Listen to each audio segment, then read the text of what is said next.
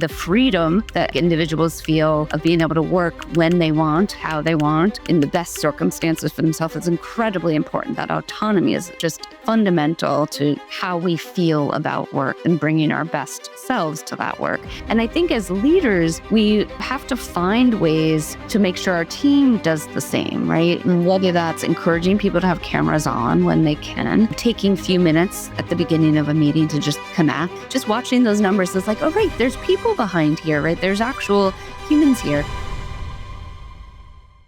Hi, I'm Nick Hague, and welcome to the World's Greatest Business Thinkers podcast.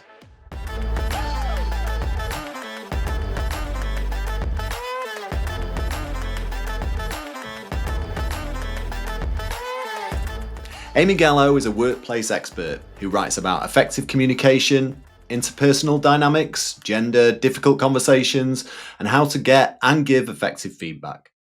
Her first book was called Dealing with Conflict, and her latest book, Getting Along, How to Work with Anyone, Even Difficult People. It's an Amazon #1 bestseller and shortlisted for the Thinkers 50 Talent Award. As a speaker, she's delivered keynotes and workshops at hundreds of companies and conferences around the world, including for the last 3 years at South by Southwest, the World Economic Forum, and the Bill and Melinda Gates Foundation. If you want to know how to navigate the toughest relationships at work and build interpersonal resilience in the process, then this is definitely the podcast for you. And remember, subscribe wherever you listen or watch, and you'll never miss another episode. Welcome to the World's Greatest Business Thinkers podcast, Amy. Happy to be here. Thanks for having me. Well, I need to thank one of your friends, I believe, Kirsten Ferguson. She recommended that I talk to you when I spoke to her previously. And I'm glad she did, because I haven't covered the topics that we're going to cover today as much as we should do on this, because it's all about work and relationships and you know, how people get along with people. And it really is murky waters sometimes on how people make the most of relationships at work. Until now, that is, because you've got a fabulous book out there. But we'll dive into that shortly. But starting off, I'd like to understand how you ended up as a workplace expert. Yeah. Well, first of all, thanks to Kirsten, because I am such an admirer of her work and do really consider her a friend. And she's one of those people, and I think it's really important in this world of, you know, the type of work we do around the workplace. Like, she actually lives what she espouses. And I think it's not always the case. And so I'm grateful to her. I'm glad you got to have a good conversation with her. So how did I become a workplace expert? I mean, I wish I could say, I graduated college and I decided this is what I'm going to do. Like, it did not happen that way. Like with most people, I think, who become authors or experts, it was a windy road. And it certainly, I studied sociology in college, and that was really feeding my interest in how systems operate, how do organizations function, what makes them work, what makes them not work. And then I actually worked in the nonprofit world. I did some work in HIV prevention, first in Moscow and then in San Francisco, and ended up, by a complete coincidence, truthfully needed to pay off some student loans, and I became a management consultant, which was, I really, truly couldn't tell you what revenue and cost were when I started that job. I had no business sense, and luckily was taken on by this firm, which really, they told me, they said, we're really conflicted about hiring you because we can tell you're smart, but you know nothing about what we do. And they took a risk on me. They really, and I'm glad they did. That firm actually was called Katzenbach Partners, named after John Katzenbach, who wrote The Wisdom of Teams, Peak Performance, a couple of really classic business books. He actually passed away at the age of 93 just last week. So he's been very top of mind for me. And really, I owe my career in large part to him and the firm he created, because that firm really focused a lot on what they called then the informal organization. So you have your org chart, you have titles, and you have, sort of the official documents about how the organization should work. But then, of course, there's how it actually works is all about what happens behind the scenes and really about the relationships between people. And I was so curious about that. And they gave me the opportunity to write some of the materials that we were producing, some HBR articles, as well as a white paper that we had put out. And that really sparked the interest. And then I knew that there was a lot of research in this area. So I sort of dug into the research. I wrote some articles. I shouldn't say some, that's really underplaying. I've written over 200 articles for HBR, If you have.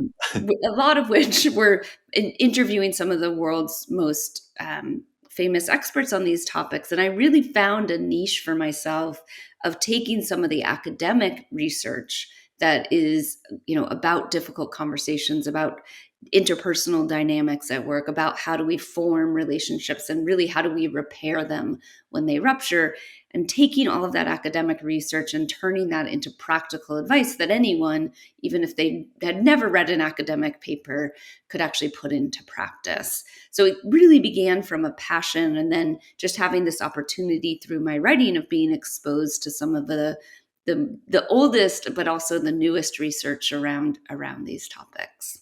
Well, we need to, the world needs to be thankful that you got that break in the first place Well, to open that door, and yeah. then I think what I like about your style, Amy, is that, like you say, you're taking lots of academic research on board, but it's the way that you can then put it into lay terms, so it really is very easy to digest and take all this knowledge, and lots of research that's got into it, statistics and all, to take that on and lead us on that journey within the book itself. Oh, well, thank you. Yeah, I'm very proud of how much research went into the book and really goes into all my work.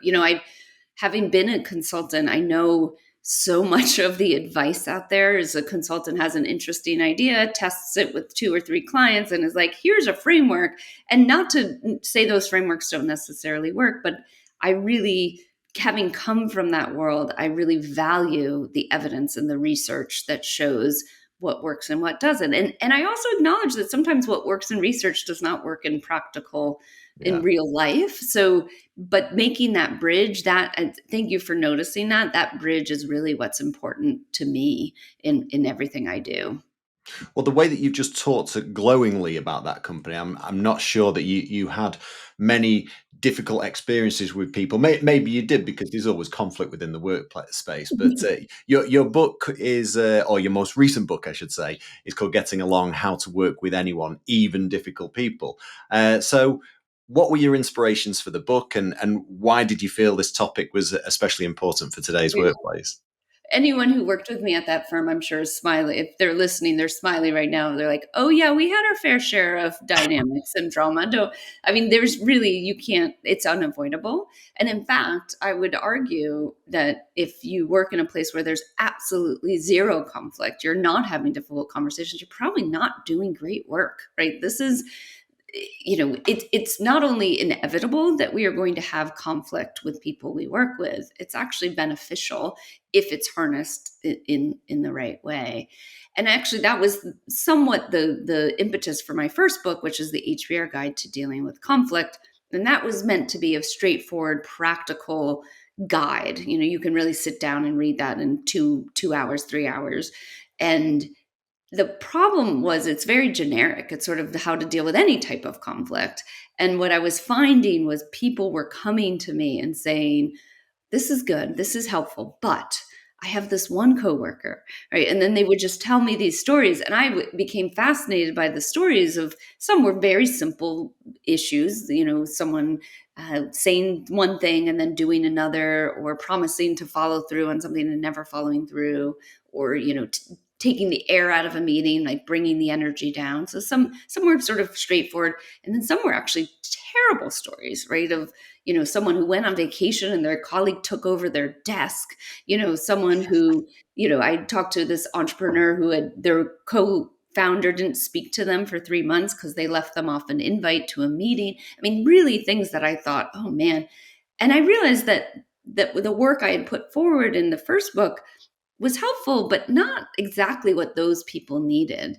And so I wanted to give something a little bit more targeted on dealing with the patterns of behavior that we see at work, whether that's passive aggressive behavior, pessimistic behavior, condescending behavior.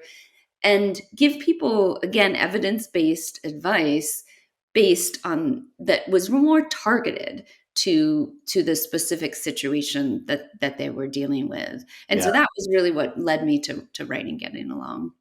Well, I'm a northern lad from the north of England, and I'm not sure if you've ever heard this saying before, but people say "now to strangers folk," meaning that nothing is as strange as people and their behaviours, and I truly believe that.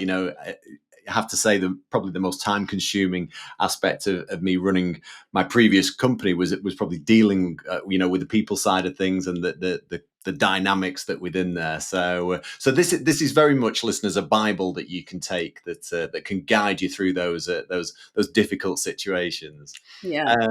Uh, well, and I also think, I mean, my wife says it, but I spent more time at work than we do with our work colleagues than we do with our friends and family. So it's crucially important that we enjoy our work. And I'm not sure whether Mark Twain originally said this or not, but it always gets associated with him. That find a job you enjoy doing, and you'll never have to work a day in your life. But however, it really hit home to me when some of those stats early on in the books you start sharing, saying 94% of reported working with a toxic person in the last 5 years, 87% said the team culture had suffered as a result. So it's obvious, but there are key differences between a healthy workplace culture and a toxic workplace culture.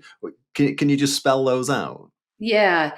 And I think in some ways you feel it in your gut, right? Is we've all been in places where we thought, oh my God, like this is not healthy. I think about work nonstop. I'm, ruminating about this conversation while I'm having dinner with my family. I'm up in the middle of the night thinking about this email someone sent me. And, of course, some of that is normal, even in healthy work environments. But I think we really know in our gut when something's really off.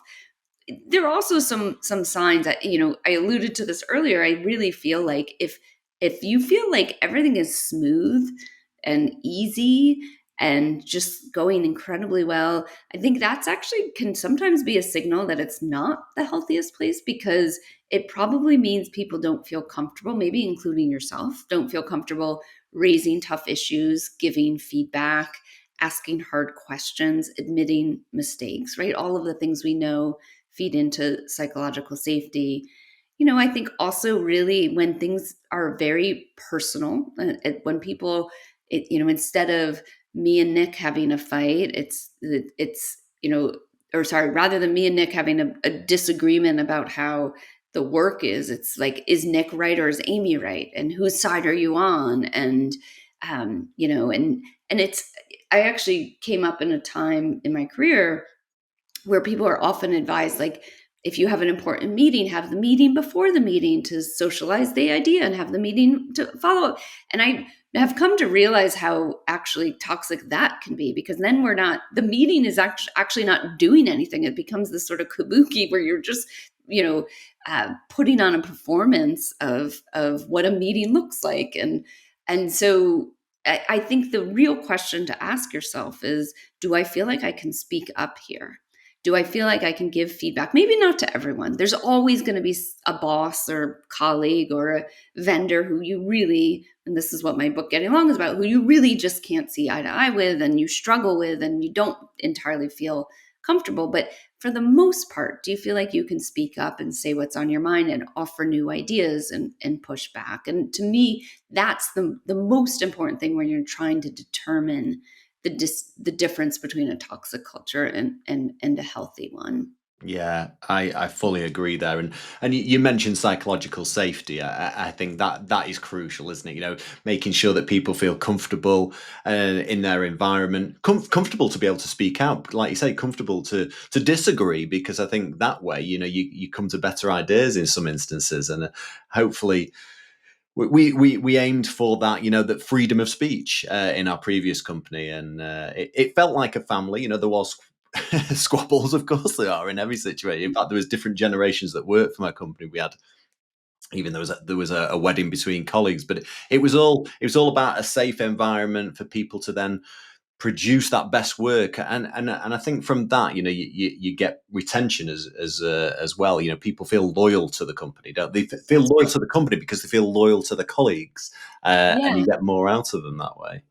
that's right. And I mean, the hardest jobs to leave for me were jobs where I felt so connected to my colleagues, and not that I worried we weren't going to stay in touch or that, but I felt, we're invested in this together, Yeah, and leaving them means, they're going to have to, it's going to mean more work for them. And that, I think, feeling like you're all in it together is a really important feeling. There's a lot of controversy of like, do you really want your organization to work like a family? Do you really pay your family to show up to Thanksgiving dinner, for example, to use a very US example?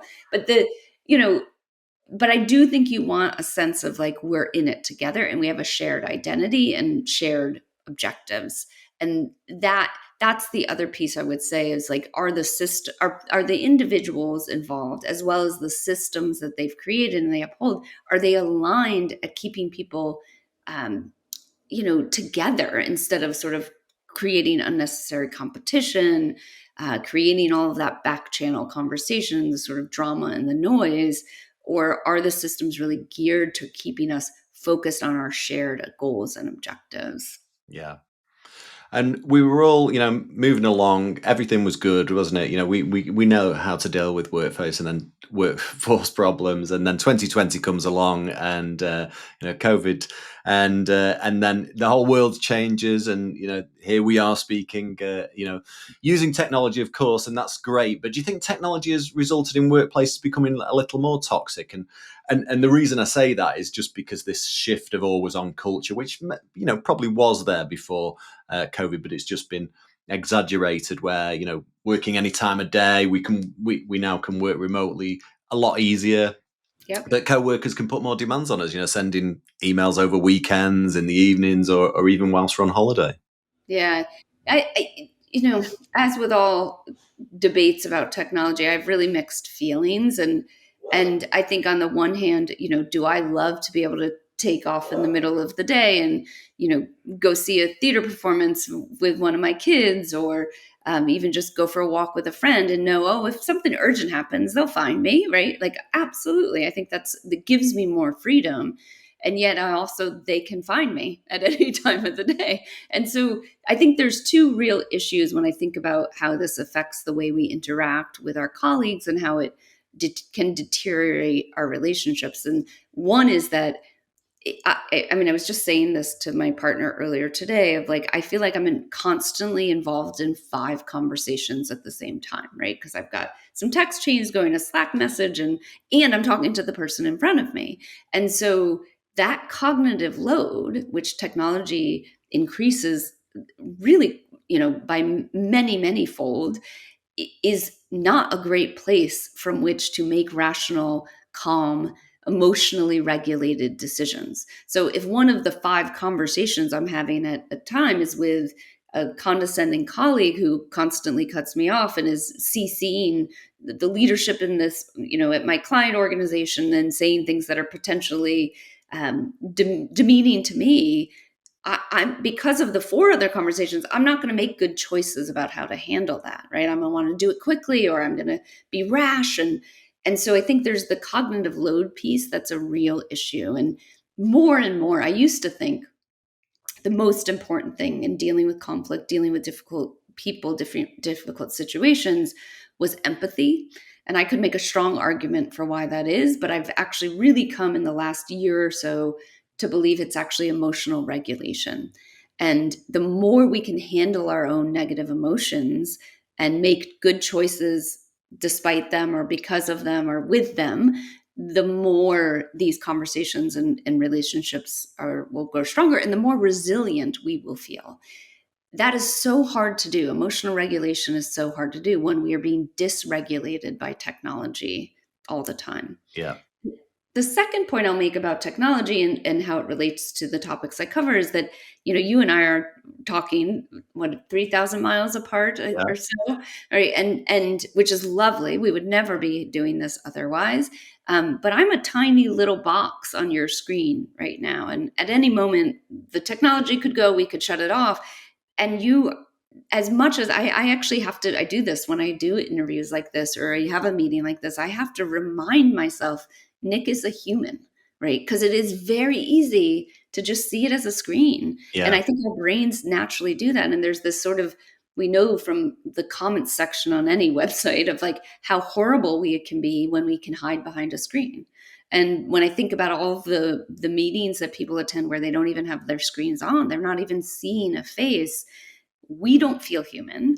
We don't see the other people as human. So we're not going to, again, appeal to our best selves and actually engage in a conversation or in a discussion or a disagreement or a conflict using our best skills, right? We're going to take shortcuts. We're going to dehumanize intentionally or unintentionally.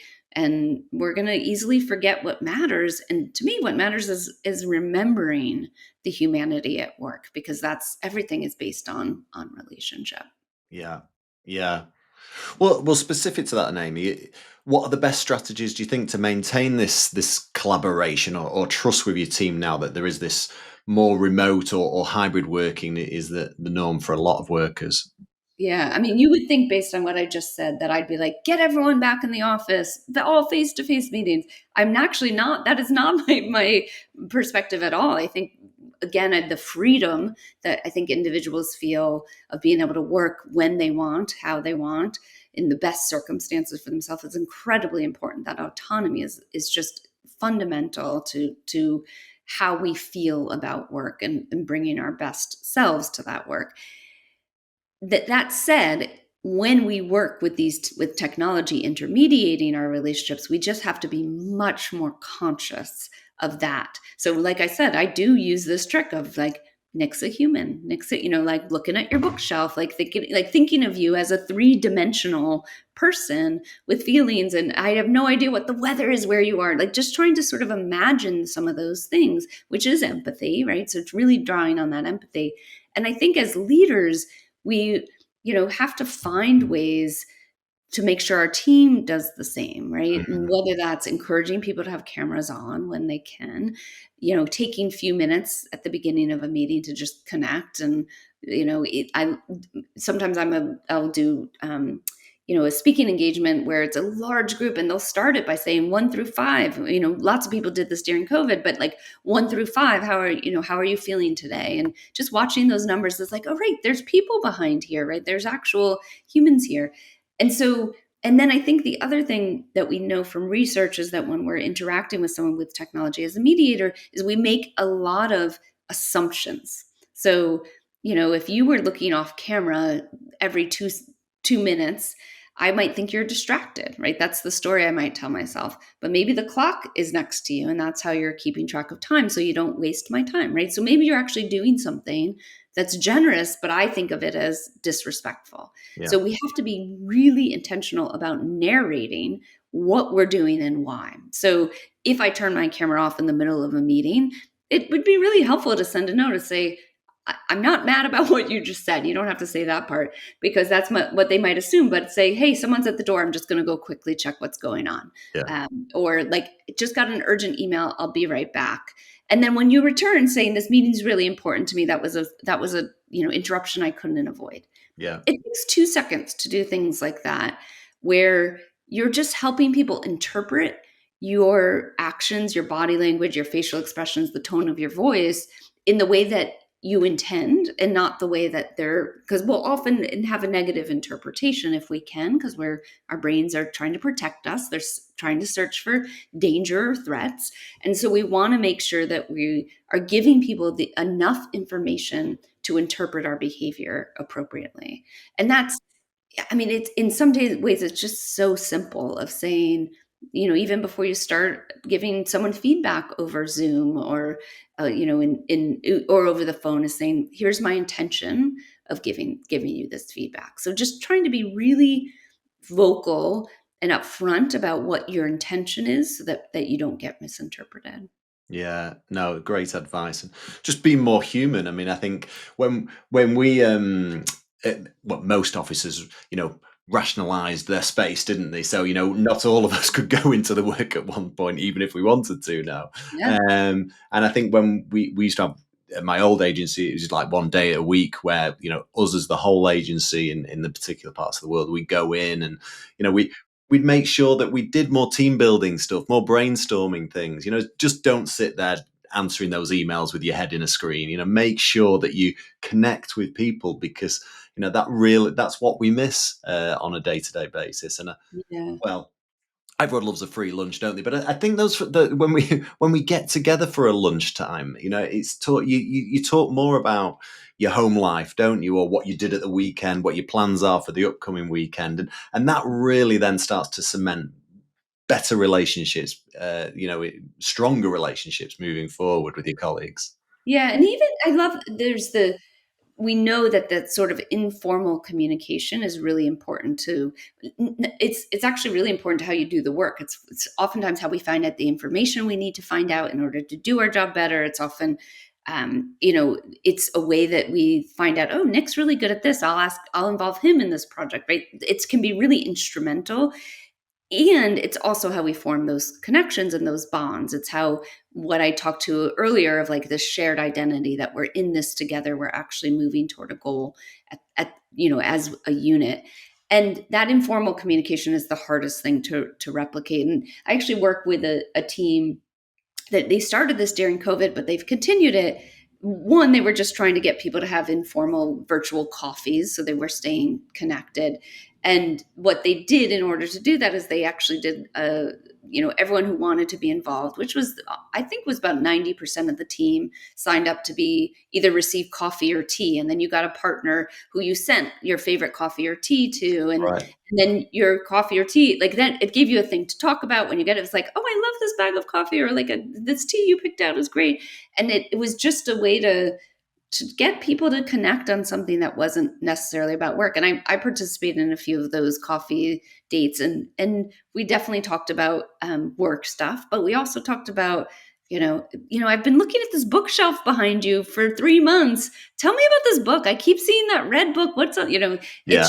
it was a way to just sort of get to know people. And we do know the more you know people, the more likely you're going to give them the benefit of the doubt, right? Like when someone I really know well is looking off camera, I'm like, I assume, oh, there's something really important off there. Like, but if it's someone I don't know, I'm like, oh, they're distracted and they're not engaged in this Yeah. conversation, right? Yeah. We tend to do those shortcuts when we don't know someone as well. Another thing that the Brits obsess about is the weather. You don't have it the same in the States, but yeah, no, it's so variable on this little island that we live. That coffee, tea, and the weather are probably the three things that we There you talk go. about the most. There you go. Well, and it's Uh, funny. I think about this actually. I worked on a piece. I was an editor on a piece for Harvard Business Review years ago with a really wonderful um, academic named Pam Hines. She's at Stanford, and she actually looked. This was before COVID. They called them dispersed teams. So it was basically virtual teams, so people who weren't in the same office. And she found things like, you don't know, I could be, I don't even know if you know where I am right now. Like there could be a monsoon happening outside my window and you wouldn't know, and that's really going to affect me, right? Like, so even just having a 5-minute contextual conversation, like, what's the weather there like today? Like, did you run to your office like, covered in heavy coats and a hat because it's freezing, or did or is it so unbearably like, those things actually really do affect us. So I think the Brits are onto something. Talk about the weather. It's not filler conversation. It actually impacts us. in doing some research for this podcast, Amy, I read a fascinating statistic that 82% of new managers receive no formal management training before stepping into their roles. And when I stepped back and thought about it actually didn't really surprise me, because majority of people are promoted based on the fact that that they've been in that role a long time, or they've got that functional expertise, rather than that leadership potential. And so this massive end result in the workforce is that we've got a load of poorly prepared managers that then, I don't know, might micromanage more, or not know how to deal with those difficult conversations, and this, the knock-on effect, stress, disengagement, attrition, you name it. Is this something that you've come across in the research you've done?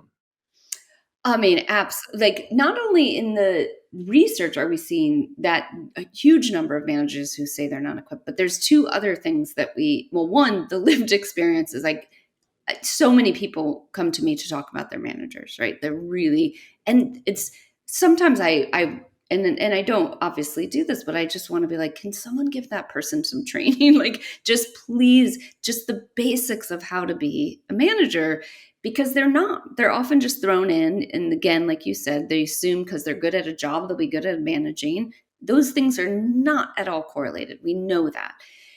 The other thing I think that sometimes happens is, and we don't talk about this effect nearly enough. And I share the research in, I think it's chapter 4 about the insecure boss in my book, which is that promoting someone who doesn't have the skills to do the job, and you're not going to give them those skills, creates a good amount of insecurity on their part. And we assume when someone gets the title, the salary, the office, like the responsibility, the team, right? People pride themselves on, I have 20 people on my team, I have 200 people on my team. We assume they're going to feel secure because they've gotten these things that everyone's sort of aspiring to get. And the research shows the exact opposite. The more senior they get, the more insecure people feel. And so we are creating this gap, not just in skill, but also in confidence. And the research around what insecure bosses do to their teams is quite honestly dire, right? They don't listen to feedback. They pit them against each other. They play favorites, like all of this really toxic behavior. So it's not just that we need them to have those skills so that they can give feedback, not micromanage, delegate, all of that. We also need it so that they have the confidence to do the job in a way that isn't damaging to those around them. I mean, this is something I could not feel more strongly about. The difficulty is there is also, you can give someone training, but if they don't have the emotional intelligence skills, if they don't have the sort of situational awareness, the emotional regulation I referred to before, most training, the way it's designed, will just, it's like Teflon. Like, it's just will like slide off them because they don't have the skills to absorb it and put it into practice. So I think we need to, and especially when we think about AI and what AI is going to be, AI is going to be able to write your performance reviews for you as a manager, right? We don't need to, that's not going to be an issue, but to sit with someone and help them emotionally regulate after a big failure at work, or a big challenge, or a difficult conversation, that's something we really, really need to give managers the skills to do. Yeah. You've talked about it or touched on it a little already, but this conflict's inevitable in the workplace, and sometimes we do need those conflicts. A healthy one has some of this, but the key point you make in your book is that the fact that these are manageable conflicts. What's the biggest misconception do you think people have about workplace conflict? Oh gosh, I could list 20 easily, but I think the biggest one is that it's the one that I'm really passionate about, is that it's damaging to relationships. So that we think of conflict or difficult conversations, that you and I have to have this really tough conversation, it's going to damage our relationship. Now, that could be true if we both handle it poorly and we're not given the opportunity to repair and all of that. But more often than not, what we see is that when people actually have a disagreement, especially a disagreement that they're able to get to the other side of, better understand each other as a result, they tend to have a stronger relationship, because now I'm like, oh, Nick and we've been through it. I know now I can talk to Nick. But that of course assumes that we both have handled it in a productive, healthy way. And so I think that's the big thing I really am strongly passionate about getting people to understand, is that engaging in difficult conversations isn't about laying waste to your relationships, right? Like, you're not going to just like damage them one after another. It's, in fact, you are demonstrating trust and at some level of psychological safety by engaging in that conversation. And I even encourage people, I do this myself, is like, hey, I have something tough to talk about, but I'm feel comfortable doing it with you because I think you're going to handle this better than most people. Or, I care about our relationship, which is why I'm bringing up this really tough thing. And I trust we can get through it together. Yeah. Right. Just really, it's sort of a stamp of approval on a relationship to say that you're to engage in that difficult conversation. Yeah. No, absolutely, absolutely agree. And it, it's not always personal, is it? It's just part of the process sometimes, and being able to, you know, have that conversation to get to that end result. You will come through that and be stronger after that. So yeah, Right, right. And you can even say, again, going back to what I was saying about working in virtual environments, you can say, "Hey, here's my intention with this conversation. My goal is really to make sure we get the work done well, that our client's happy, that we get it under budget, whatever it is, finish it on time, that we meet this deadline. I also have another goal, which is that I want to preserve our relationship because you and I are going to work together as long as this company exists, or as long as we have this client, whatever it is."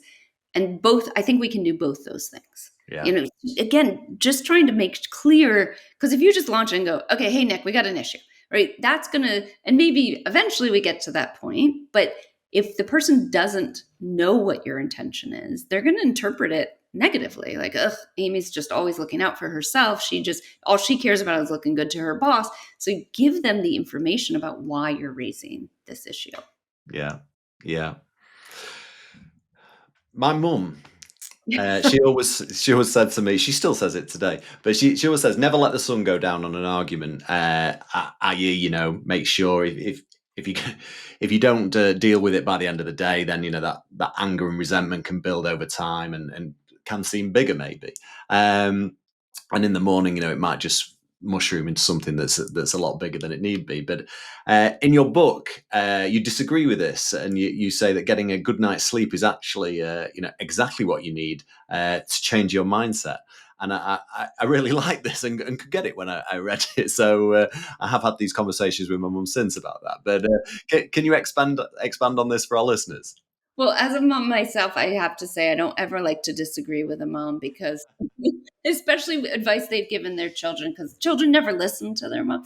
Um, and I think there's actually a way in which she's right. So mostly I disagree, which is that I think in the moment when it's always a good idea to take a break. And whether that break is 5 minutes long, overnight, a week, it just lets people get their thoughts sorted.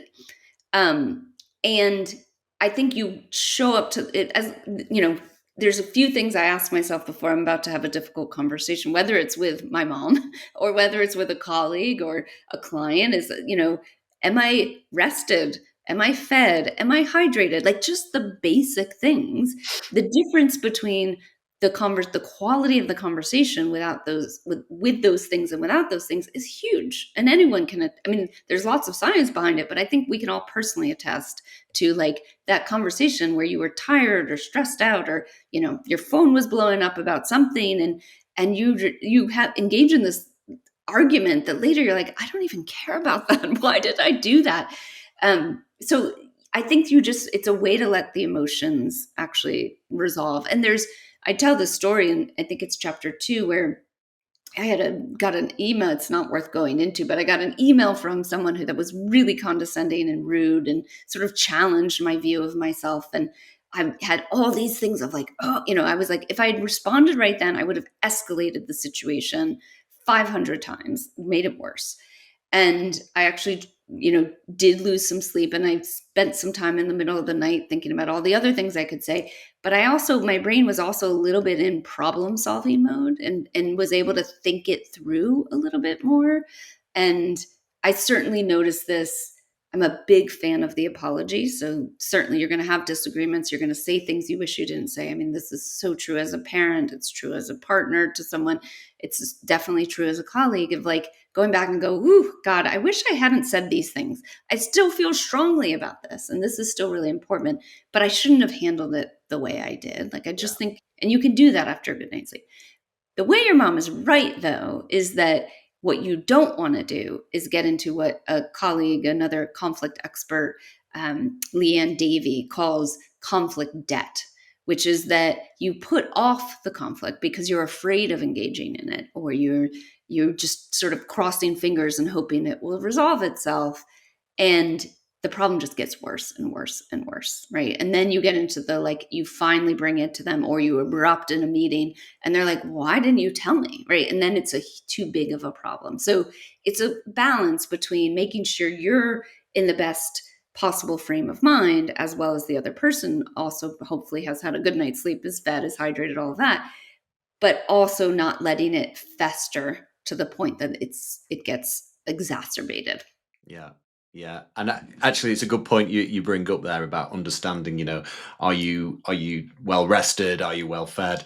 In fact, I share this office space that you see me in here with my youngest right now, who's studying for his GCSEs. And, there was a flare up this morning. He gets really hangry when and he hadn't had his breakfast. And I knew I just needed to, close it down and let's just go and get some breakfast and everything will be okay. But at least I understand those emotions that a teenager has right now. So Yeah. Well, and talk about emotional dysregulation. I mean, think being the parent of a teenager is you see it so clearly. And, I don't know how your son is in terms of receptivity, but if I had said to my daughter, you need food, right? She would have blown, what? I don't need food. Like you just have to sort of slip an apple in front of them and hope for the best. Right. And I think that's part of it is sometimes I do think I've learned so much from parenting a teenager, and I apply it to the work I do. Is like, you don't say to your colleague like, "Oh, you seem really heated. Let's call, reconvene in an hour." It's just like say, "Hey, I'm going to get a coffee. You want to walk with me?" Right? Like anything that just sort of takes it down without actually having to tell them you're out of control, because no one likes that. absolutely. And my son is exactly the same as your daughter, if I did say that. So yeah, let's go downstairs, grab a coffee, and then feed him. Yeah. So let's dig deeper on your book, and in your book, your most recent book, you introduce us to these 8 different archetypes of difficult co-workers. What do you think's the most challenging to deal with, and why? Which type of archetype? Hmm. Well, there's one answer to your question, but I'm going to answer a question you didn't ask, which is that so of the 8, there's one that's called Tormentor. So, and actually, this will be a good test of how hydrated and well slept and fed I am right now. Like, can I actually name my own 8 archetypes? So there's the insecure boss, the pessimist, the victim, the passive aggressive peer, the know-it-all, the political operator, the biased colleague. Which one am I? Oh, and the Tormentor. That was the one I wanted to talk about. So, of those 8, the Tormentor is the one. I did a ton of interviews for the book of people who had dealt with this archetype in their own work life, and that archetype, the Tormentor, was the one where people most often quit. Right? They really just couldn't find a way forward. And that Tormentor, I have to shout out to Michael Gutman, who's a colleague on LinkedIn, who gave me that term when I was trying to figure out what to call this archetype. And it's someone who you expect to be a mentor.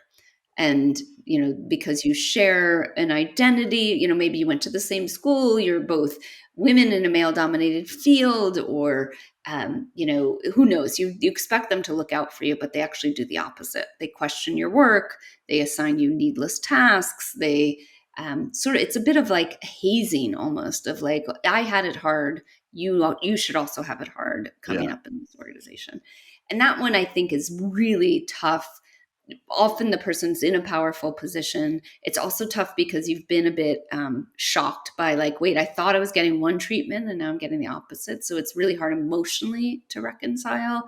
And there is some interesting research I share in that chapter about actually one of the things that can often shift the dynamic, empathy, actually verbally empathizing, like, wow, it must have been really tough to be the only woman at this organization for a really long time, right? Like just anything that sort of helps them understand you recognize that they did struggle to get where they are. But there's also some research that shows that if you show them you're valuable to them in some way, you have access to a certain relationship or piece of information, or you're willing to do some really tough work or put in hard hours. Sometimes, not always, that will change the dynamics so that they do less of the questioning and undermining, and they see you more as an ally.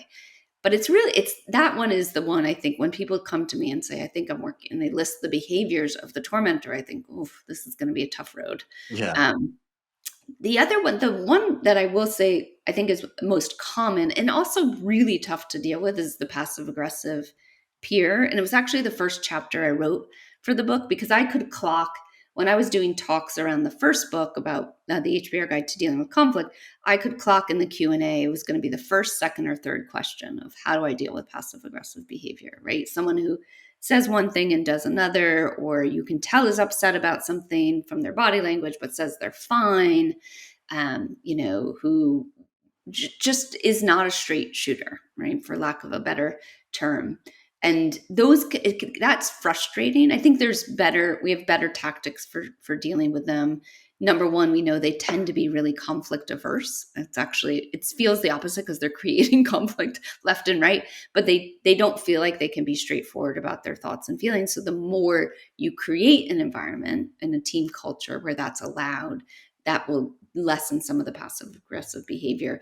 The more you can ignore the sort of snarky comments or the way they're saying something and really focus on the underlying idea, which takes a lot of emotional regulation, to be like, wow, you just took a jab at me, but what I think you're really trying to say, right? Like, that's in your head. But then you can do something that Heidi Grant, a social psychologist who I interviewed for that chapter, says. She calls it hypothesis testing. So, they throw the passive aggressive comment at you, and instead of responding and going, that's not true, or what, you say, I think what you're saying is this, is that right? Right. And it's, you don't say, you have to be very careful not to be passive aggressive back, because that is the real temptation. But, I think I hear you're saying that you're not happy with the way the project's going. You'd like us to reconsider the work plan or whatever it is. Yeah.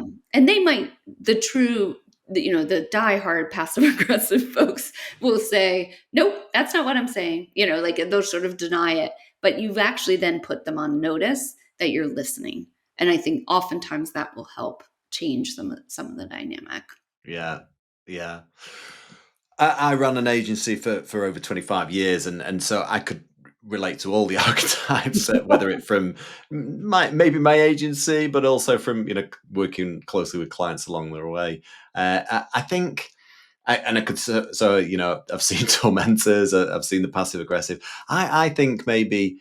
I suppose all officers are political, aren't they? Human beings are emotive creatures, and therefore, we're all looking to move up, get a promotion, whatever it might be. But I saw most of the time, or I felt about the political operator, the way that they're trying to just get that leg up, trying to suck up to people in power so they can try and get ahead, or, gossip around other co-workers. So, but I mean, of these 8 archetypes, you go into any workforce and you'd see them all there, couldn't you? I really enjoyed, just understanding how they tick, and then the tactics of how we can deal with these characters. Yeah. Yeah. And the political operator, I have a lot, I've worked with those people, and they're so easy to hate, because they can make your life miserable. I mean, like, their main things are lying and stealing credit. Like, who wants to work with someone who does that? Right. Like, that it's just, or just, they just seem so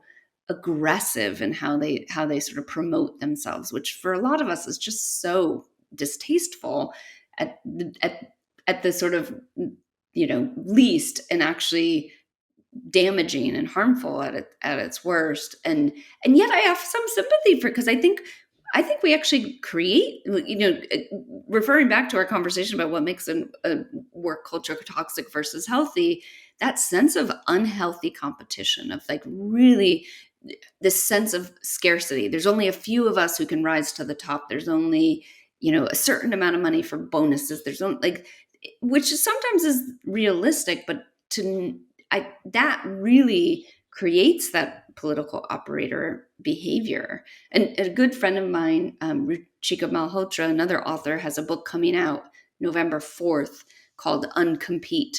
And she really takes on that sort of scarcity mindset and that competitive culture, and talks about how damaging it is for absolutely everyone, and choosing a collaborative, supportive approach to operating. I mean, it's sort of, I wish I could go back to everyone in that chapter who told me about the political operator and say, send them Ruchika's book because it's we have to unlearn that behavior because so often it's not what we're taught. Yeah. No, and I could just see it from junior people, trying to, hustle with their way, through the company, rise quickly, and just like, take your time, do good work. The pathway will open up ahead of you, but don't hoard work behind, and yeah, like you say, lie and Yeah. create conflict on the back of it. Well, and hoard information. I mean, there's just so many ways in which yeah, and it's really, I think in client service work, with like the work you did, it's really bad because there is this sort of, how do we win the next client? How do we win the next Yeah. deal? And it does create that sense of like, you have to put others down in order to get ahead. Yeah. Yeah.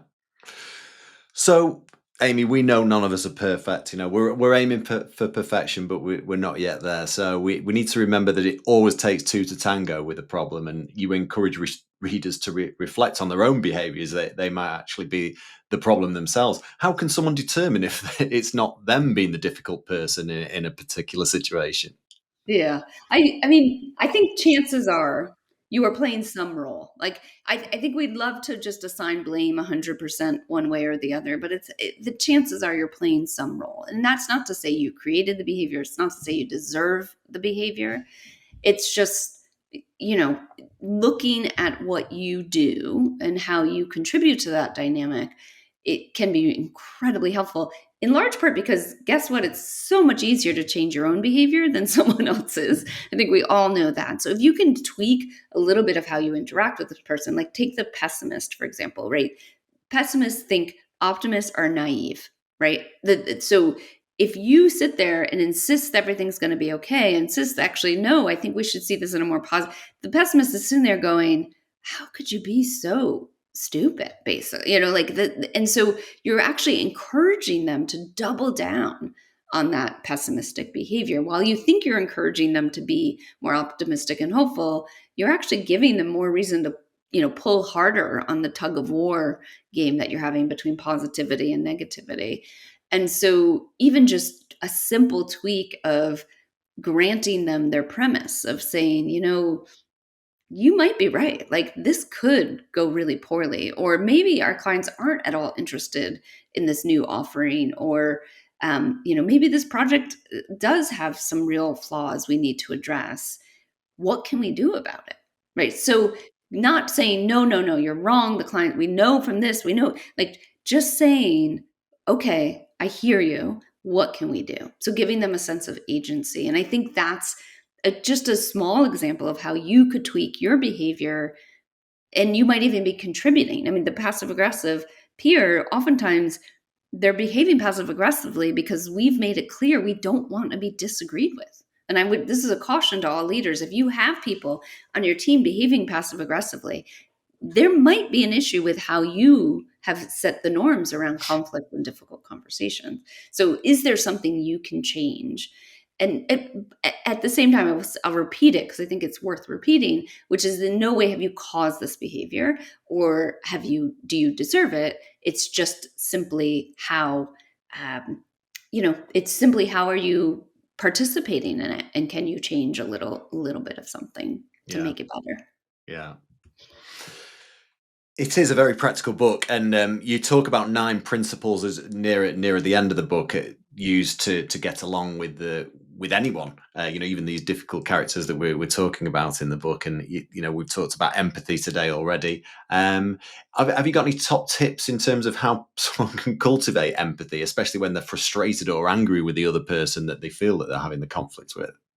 Yeah. I mean, so there's a couple things I would say is it's much easy. So it's hard to have empathy for someone who's actually harming you. Like cognitively, it just doesn't really work, right? You have the parts of your brain, the prefrontal cortex that is responsible for things like rational thinking. That like you can't sort of say like, oh wait, stop, I'm going to have empathy for this person, like while they're actually harming you. And I mean that like mentally, psychologically. So one of the things, there's some great research that Julia Minson, who's at the Harvard Kennedy School, has just sort of published about, of that we need to tell people to stop. We need to stop telling people to change their mindset and tell them to change their behavior, because that's much easier. Like, what you say and what you do is much easier to change than actually how you think. And so really thinking about how can you take action around empathy. So even, making a rule of the person who pisses me off most at work. I don't know if I'm allowed to curse on you. Well, Of Brit, so course. yeah. The person who pisses me off most at work, like, I'm actually going to buy them a coffee, right? Like, just finding ways. And I think for me mentally, I will look at people, and I'm no joke, will just be like, you're a human. You were once a child. You probably have fears and uh, secrets that you don't want people to know, and just sort of try to see them in that way. And the other thing I really try to do, and this is an action. It's not an action like buying some coffee, but it's an action I try to take regularly when I'm dealing with someone who's really difficult. And in fact, my daughter has called me out on this. I'll share that story in a second, but I'll be like, okay, I have to assume they're a rational person. Let's just assume they're a rational person. Why would they behave the way they are if they are a rational person? And it's really just a curiosity. It's not empathy in that I'm like, oh, I feel so terrible for them, or it's more like, what could explain this behavior?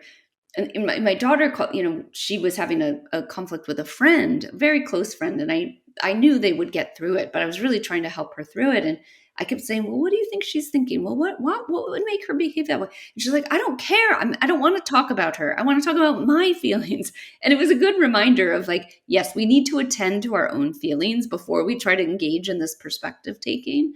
But that's, I do think just having mental exercises that you go through, as well as the practice of actually performing empathy, giving someone something. And sometimes you give someone something and they give nothing back. And hey, you know what? That's useful information to have.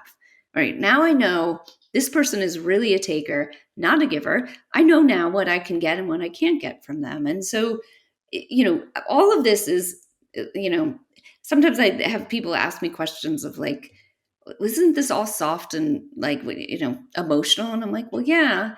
And it's also very strategic. Like, Yeah. I'm here for you. Like, I'm trying to get you what you need. And I honestly think, even though this might seem soft or I don't know, overly emotional or something, I actually think it's really the best way to getting what you want. And ultimately, what I want and what I want for people is like valuable human connection. And so, if you want a promotion and you want this title, like, guess what? Valuable human connection is what's going to get you there. Yeah. Like that, I really believe that. Yeah. No, absolutely. To finish, Amy, I have my usual questions I ask all my guests. So my previous guest was Duncan Wardle. He was former head of innovation and creativity at Disney, and he's got a very short but succinct question for you.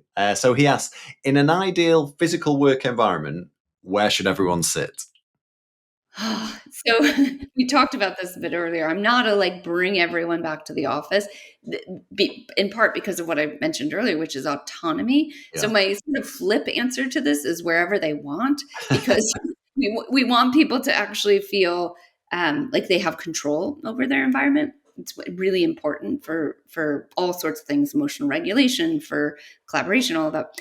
However, I do think I've worked in mostly open offices in my career, and I what I appreciated about them was there was always a small room you could go hide in when you need to focus and all that. But I can name 5 people off the top of my head who've become close friends because our desks were near each other and we just chatted, and I overheard some fight they had with someone else, and I'm like, oh, what just happened there? And like, so I do think there just needs to be a mix of different types, including open spaces.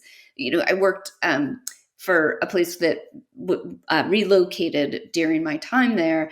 And we went from having this central staircase, which everyone complained about. You had to like go up the stairs, and that there was no, there, I think there was probably an elevator, but it was like sort of more of a service elevator.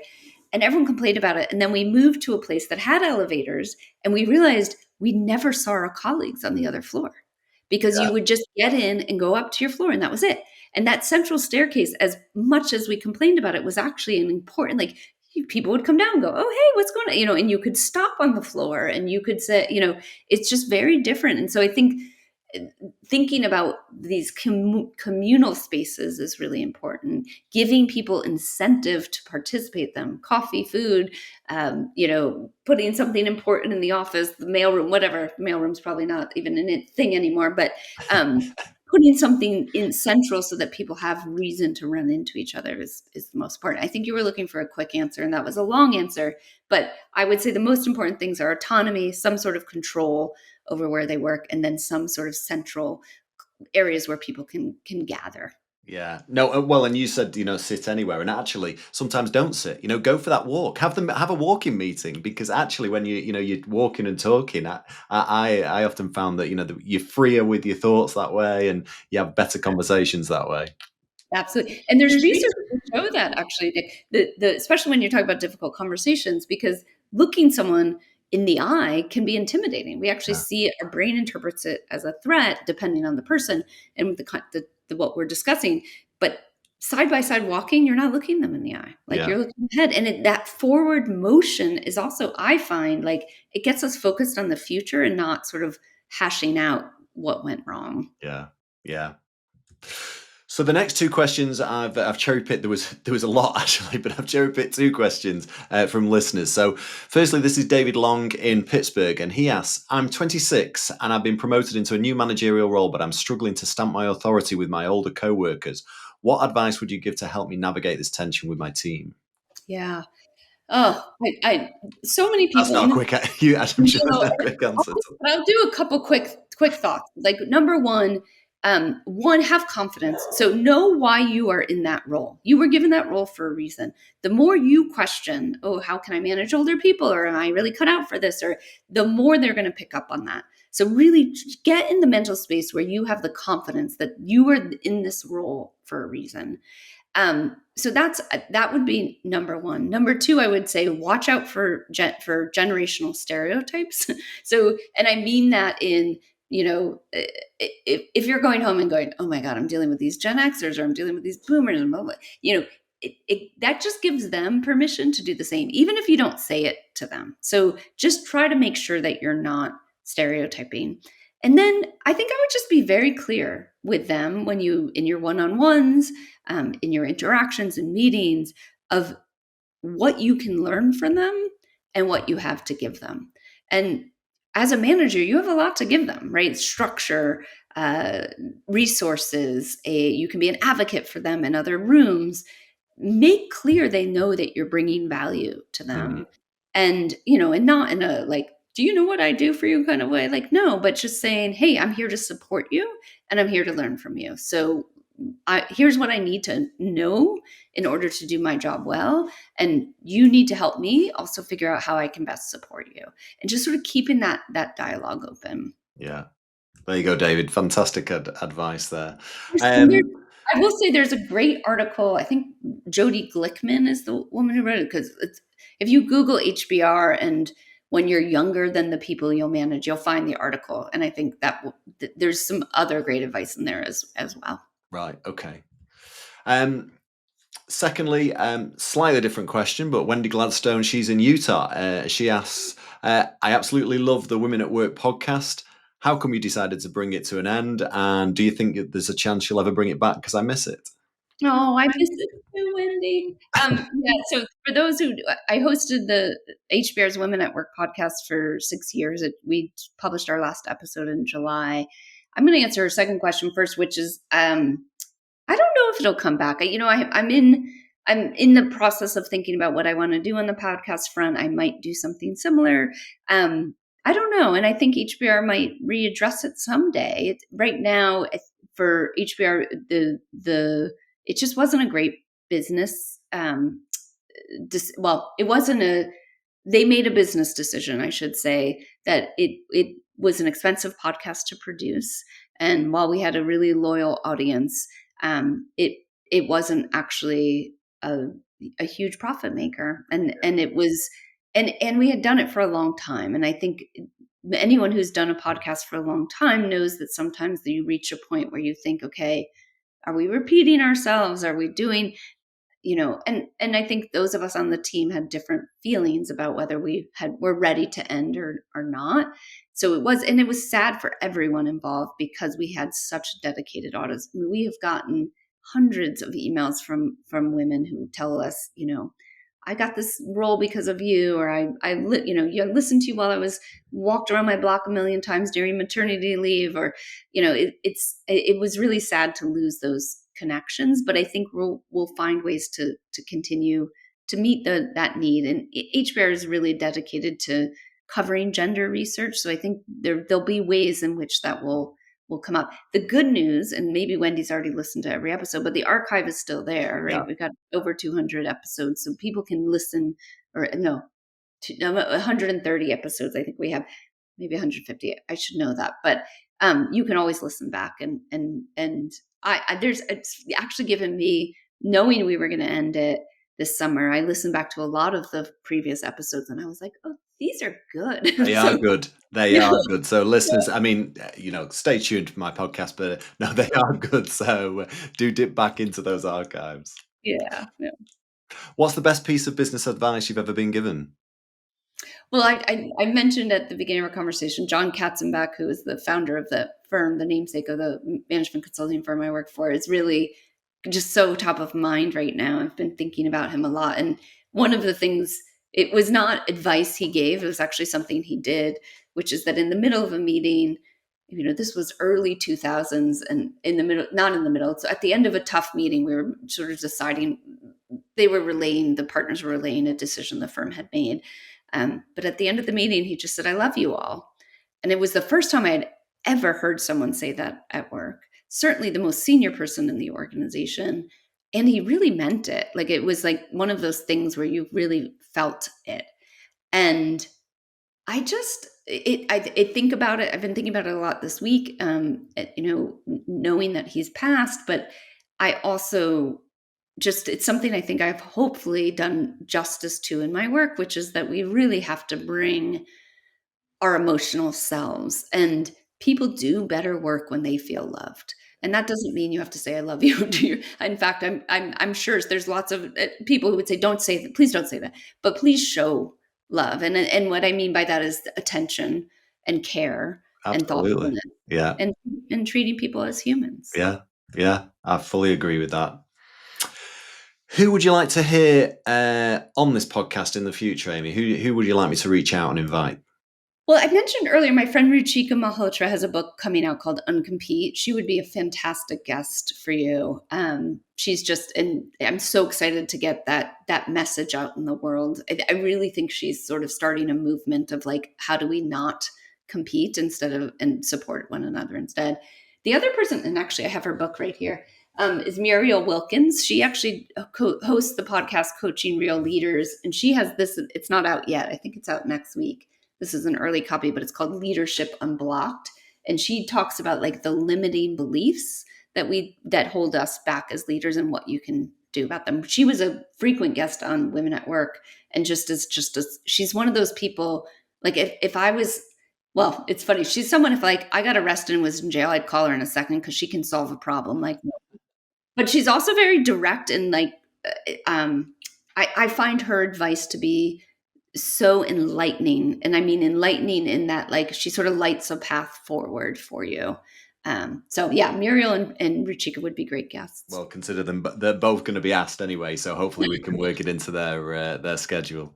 And finally, my next guest is Mark Ritson. He's a marketing professor, a global brand consultant for numerous brands over the years, including LVMH, De Beers, McKinsey, Lowe. He's a regular columnist now for Adweek, but he spends most of his time managing these very successful mini MBA courses online. And I know he's got, hundreds of thousands of fans out there. So what question would you like to ask to Mark? Yeah, I obviously talk to people in marketing. I talk to people in any function or industry, but it's not something I think about a lot. The thing I'm most interested in knowing is because my interpretation of marketing is how do you get people to like you, right? How do you get them to like your product? How do you get them to affiliate themselves with it, to become sort of fans? And yet I also think friction and conflict probably plays a role in that. So I'd love to hear from him. How does he think about conflict playing a role in doing good marketing or doing good branding? Yeah, yeah. Well, I know he's very articulate, Mark, and I know he'll have some interesting take on that. So can't wait to ask him that in a couple of weeks' time. Excellent. I can't wait to hear his answer.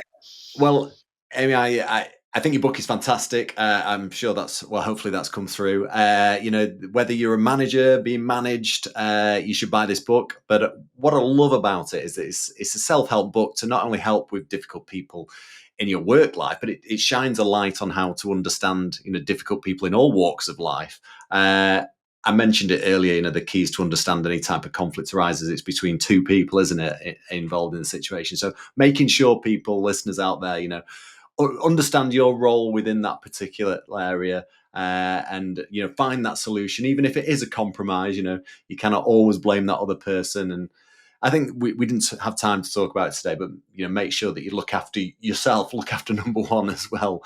That came through in the book very strongly too. Good. I find all your work so helpful. We talked about the podcast that's now finished, but there's the archive. There's lots of articles that you've written, as well as the book. So if people want to learn more, should they go? Well, they can go to my website. That's amygallo.com. And you can sign up. I do a twice monthly newsletter about these topics, difficult conversations, and conflict and gender too. And I share what I'm up to, my latest work there.